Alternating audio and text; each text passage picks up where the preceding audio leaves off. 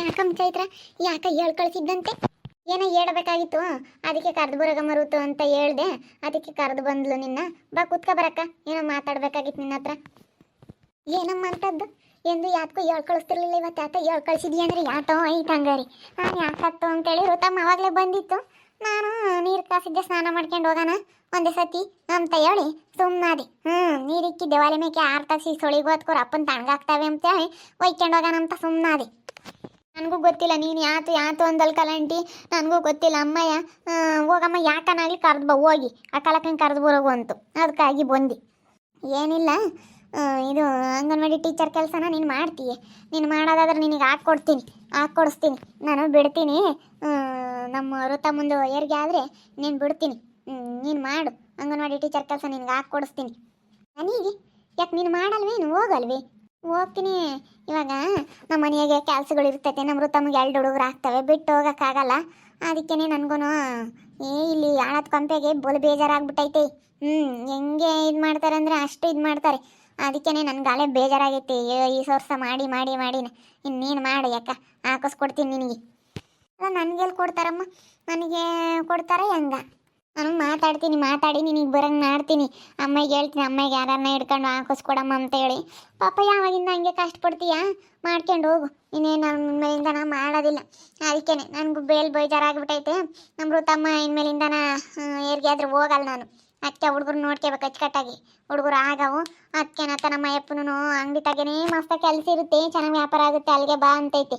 ಅದಕ್ಕೆ ಇವರಿಬ್ಬರಳಲ್ಲ ಹೆಣ್ಮಕ್ಳು, ಅಲ್ಲಿಗೆ ಅಂಗಡಿ ತಕ್ಕೆ ಹೋಗೋಣ ಅಂತ ಸುಮ್ಮನೆ. ಯಾರತ್ತ ಸುಮ್ಮನತ್ತ ಅಂತ ಹೇಳಿ ನನಗೂ ಬೇಜಾರಾದಂಗೆ ಆಗೈತಿ. ಕಾಲಂ ಬಂದೈತಿ. ಅದೇ ನಮ್ಮ ಕೆಲಸನ ಸುಮ್ಮನೆ ಕಾಲ ಕೈಗೆ ಹಾಕಿಸ್ಕೊಡೋಣ ಅಂತ ಮಾಡ್ಕೊಂಡು ಹೋಗುತ್ತೆ. ಇನ್ನೇನು ಇವಾಗ ಕೈಗೇನು ವಯಸ್ಸು ಹೋಗಿಲ್ಲ, ಚಿಕ್ಕ ವಯಸ್ಸಿಗೆ ಮದುವೆ ಮಾಡ್ಯಾರಿ.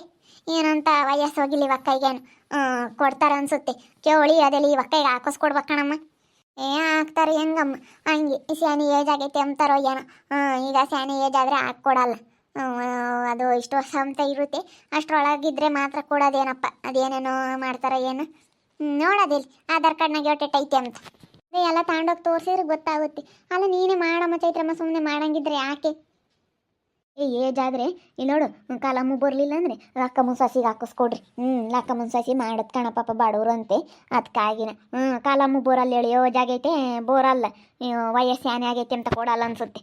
ಹಂಗೆ ಮಾಡ್ಬೇಕು. ಆ ಸುಪ್ಪಿ ಎದುರಿಗೆ ಸುಮ್ಮನೆ ಅವ್ರಿಗೆ ಹಾಕಿಸ್ಕೊಡ್ಬೇಕು. ಆ ಸುಪ್ಪಿಗೆ ಮರ್ಯಾದೆಗೆ ಆಗ ಸರಿಯಾಗಿ ಅವಳಿಗೆ ಮಕ್ಕ ಕೊಡ್ದಂಗೆ ಹಾಕಿಸ್ಕೊಡ್ಬೇಕು, ಗೊತ್ತಾಗುತ್ತೆ. ಲಕ್ಕ ಕನ್ಸಸಿ ಭೂಮಿಗೆ ಹಾಕಿಸ್ಕೊಡೋದು ಒಳ್ಳೇದು, ಒಳ್ಳೇದೇನೆ. ನನ್ನ ಗಾನ ಇವಾಗ 35-40 ವರ್ಷ ಆಗ್ತಾವಂತ ನನಗೆಲ್ಲಿ ಕೊಡ್ತಾರಮ್ಮ? ನೀನು ಹಂಗೆ ಯೋಚನೆ ಮಾಡಿಲ್ಲ ಅಲ್ಲೇ? ಅವಳು ಏನು ಅನ್ಕೊಂಡವಳೆ, ಕೊಡ್ತಾರೆ ಬಿಡು ಅಂತ ಅನ್ಕೊಂಡವಳೆ. ಈಗೆಲ್ಲ ನೋಡ್ತಾರೆ, ಏಜ್ ಆಗಿದ್ರೆ ಶಾನೆ ಏಜ್ ಆಗಿದ್ರೆ ಕೊಡಲ್ಲ ಅಂತಾರೆ. ಎಲ್ಲಿ ಕೊಡ್ತಾರೆ? ಏನು ಹಂಗೆಲ್ಲ ಕೊಡಲ್ಲ ಹೇಳು. ಇನ್ನು ಭೂಮಿ ಹುಡುಗಿಗೆ ಹಾಕಿಸ್ಕೊಟ್ರೆ ಅದು ಓದೈತೆ ಕಣಮ್ಮ, ಚೆನ್ನಾಗಿ ಓದೈತಂತೆ. ಸುಮ್ಮನೆ ಅಂತಾರೆ ಹಾಕಿಸ್ಕೊಡ್ಬೇಕು ಆ ಸುಪ್ಪಿ ಎದುರಿಗೆ. ಅಲ್ಲ ಮಾಡ್ಬೋದಾಯ್ತು ಚೈತ್ರಮ್ಮ, ನೀನೇನು ಸುಮ್ಮನೆ ಲಕ್ಕಮ್ಮನ ಸಸಿಗೆ ಹಾಕಿಸ್ಕೊಡ್ರಿ. ಪಾಪ ಹುಡುಗಿ ಬೋಲ್ಬಾಡೋರು ಅಂತ ಕಣಮ್ಮ. ಅಂತಾರ್ಗೆ ಹಾಕಿಸ್ಕೊಡ್ರಿ. ಸುಮ್ಮನೆ ಯಾರಿಗೂ ಹೇಳಕ್ಕೆ ಹೋಗಬೇಡ, ನಾನು ಬಿಡ್ತೀನಿ ಅಂತ. ಆಮೇಲೆ ಒಳಗೆ ಅಪ್ಲಿಕೇಶನ್ ಹಾಕಿ ಮಾಡ್ಕೊಳ್ ನಿಂದ ಆತಲ್ ಚೈತ್ರಮ್ಮ. ಹಂಗೆ ಮಾಡ್ಕೋಬೇಕು ಅಷ್ಟೇ. ಒಳಗೆ ಯಾರ್ಗಾನ ಹೇಳಿ ಆ ಹುಡುಗಿಗೆ ಮಾಡ್ಕೊಡ್ಬೇಕು. ಆ ಸುಪ್ಪಿ ಎದ್ರಿಗೆ ಮಾಡ್ಕೊಡ್ತೀನಿ ನೋಡು. ಮಾಡ್ಕೊಡ್ತೀನಿ ಸುಮ್ಮನಿರು. ಅವಳಿಗೆ ಸುಪ್ಪಿ ಹೆಂಗೆ ಸುಮ್ಮನೆ ಆಗ್ಬೇಕು, ಬಾಯಿ ಮುಚ್ಕೊಂಡು ನೋಡಪ್ಪ ಇದು ಹೆಂಗಾತು ಅಂತ ಹೇಳಿ ಅವಳಿಗೆ ಗೊತ್ತಾಗಬೇಕು. ಅದೇ ನಾನು ಯಾವತ್ತು ಬಿಡತ್ತೆ ಅಂತ ನಾನೇ ಮಾಡ್ಕೊಂಡು ಹೋಗ್ಬೋದು. ಮಾಡ್ಲೇಳಿ ಬಿಡ, ಹುಡುಗಿ ಪಾಪ ಬಡವರು ಅಂತೈತೆ. ಮಾಡ್ಲೇಳಿಗೆ ಅಂಗಡಿ ವ್ಯಾಪಾರ ಚೆನ್ನಾಗಿ ಆಗ್ತೈತಂತೆ. ದಿನ ಕಳೆದಂಗೆಲ್ಲನ ಜಾಸ್ತಿ ಜನ ಬರ್ತಾ ಇದ್ದಾರಂತೆ. ಅದಕ್ಕೆ ಅಯ್ಯಪ್ಪ ಇವರಿಬ್ಬರು ಬೇರೆ ಪ್ರೀತಿ ಪ್ರೇಮ ಇಬ್ಬರಳು ಹೋಗ್ತಾರೆ.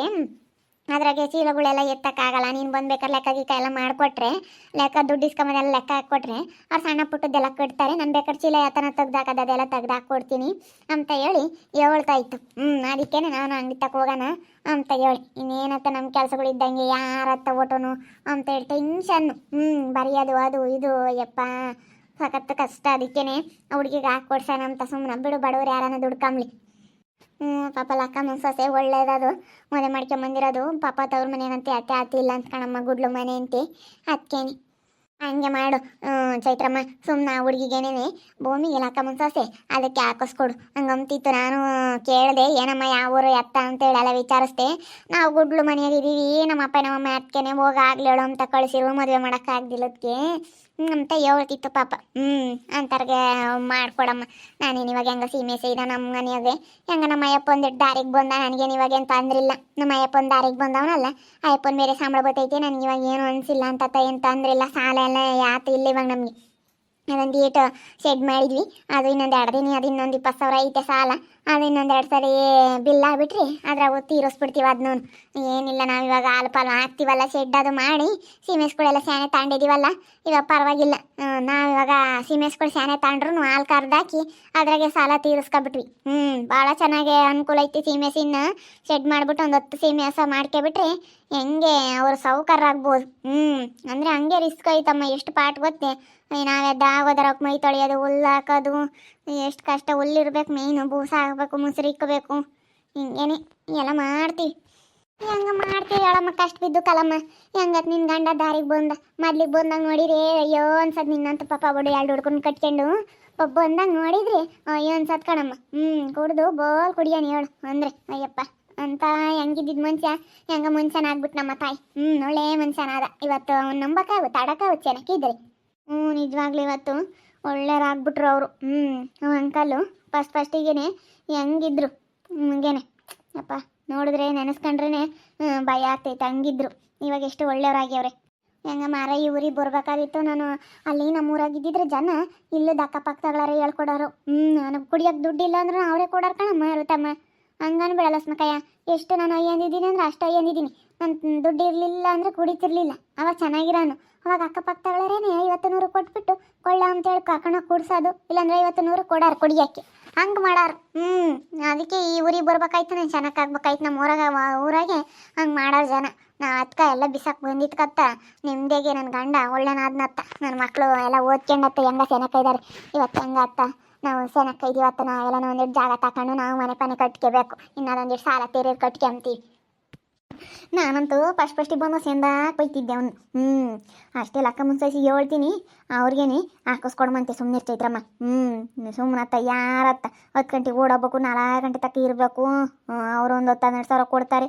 ನೀನು ಆ ಹುಡುಗಿ ತಾಗೆ ಹೇಳ್ತೀನಿ, ಅದಕ್ಕೆ ಹಾಕಿಸ್ಕೊಡ್ಮಂತೆ. ಒಂದು 15,000 ಕೊಡ್ತಾರೇನೋ ಮಲ್ವಿ ಇವಾಗ. ಕೊಡ್ತಾರೆ ಕಣತ್ತೆ, ಮಾಡ್ಕೊಂಡು ಒಂದು 15,000 ಸಿಗುತ್ತೆ. ಸುಮ್ಮನೆ ಹಾಕಿಸ್ಕೊಡೋಣ ಸುಮ್ಕಿರು. ಮಾತಾಡ್ಕೊಂಡು ಆ ಹುಡುಗಿಗೆ ಹಾಕಿಸ್ಕೊಡೋಕ್ಕಾಗುತ್ತೆ. ನೋಡಿದ್ರಲ್ಲ ವೀಕ್ಷಕರೇ, ಋತು ಡೆಲಿವರಿ ಆದರೆ ಎಲ್ಲ ಹೋಗೋಕ್ಕಾಗಲ್ಲ. ಅಂಗಡಿ ತಗೋ ಚೆನ್ನಾಗಿ ವ್ಯಾಪಾರ ಆಗುತ್ತೆ. ಅತ್ಲಾಗ ಅಂಗಡಿ ತಗ ಅಲ್ಲೇ ಕೆಲಸ ಮಾಡ್ಕೊಂಡು ಇರೋಣ ಅಂತ ಅಂದ್ಕೊಂಡಿದ್ದೀನಿ. ಇದಕ್ಕೆಲ್ಲ ರಿಸೈನ್ ಮಾಡಿಬಿಟ್ಟು ಯಾರನ್ನ ಒಳ್ಳೆ ಮಾಡ್ಸೋಣ ಅಂತ ನೋಡ್ತಿದ್ದೆ. ಕಲಕ್ಕೆ ನೋಡಿದೆ, ಅಕ್ಕಂಗೆ ಅಲ್ಲಿ ಏಜ್ ಆಗ್ಬಿಟ್ಟೈತೆ. ಅದನ್ನು ನಾನು ಮರ್ತೇ ಬಿಟ್ಟಿದ್ದೀನಿ. ಮರ್ತಿಲ್ಲ, ನಾನು ಬರ್ಬೋದೇನೋ ಅಂತ ಕೇಳಿದೆ. ಬರೋಲ್ಲ, ಏನು ಬೇಡ ಬಿಡಮ್ಮ, ನನಗೆ ಯಾರಿಗಾನ ಹಾಕಿಸ್ಕೊಡು ಅಂತ ಲಕ್ಕ ಮುನ್ಸೂಸಿಗೆ ಹಾಕಿಸ್ಕೊಡೋಣ ಭೂಮಿಗೆ ಅಂತ. ನಾ ಹುಡುಗಿ ಪಾಪ ಒಳ್ಳೇದು, ಚೆನ್ನಾಗಿ ಓದೈತಂತೆ, ಬಡವ್ರ ಹೆಣ್ಮಗಳು, ಒಳ್ಳೆ ಹುಡುಗಿ.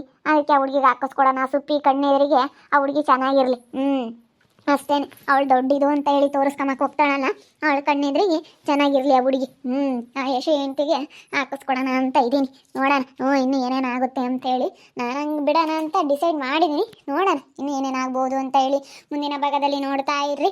ಹಾಗೆ ವಿಡಿಯೋ ಬಗ್ಗೆ ನಿಮ್ಮ ಅಭಿಪ್ರಾಯನ ಕಮೆಂಟ್ ಮಾಡಿರಿ. ಹಾಗೆ ವಿಡಿಯೋ ಇಷ್ಟ ಆಗಿದ್ರೆ ಲೈಕ್ ಮಾಡಿರಿ, ಶೇರ್ ಮಾಡಿರಿ. ಇನ್ನು ನಮ್ಮ ಚಾನಲ್ನ ಯಾರೇ ಸಬ್ಸ್ಕ್ರೈಬ್ ಮಾಡ್ಕೊಂಡಿಲ್ಲ, ತಪ್ಪದೆ ಕೂಡಲೇ ಸಬ್ಸ್ಕ್ರೈಬ್ ಮಾಡ್ಕೊಳ್ಳಿ. ಓಕೆ ವೀಕ್ಷಕರೇ, ಧನ್ಯವಾದಗಳು.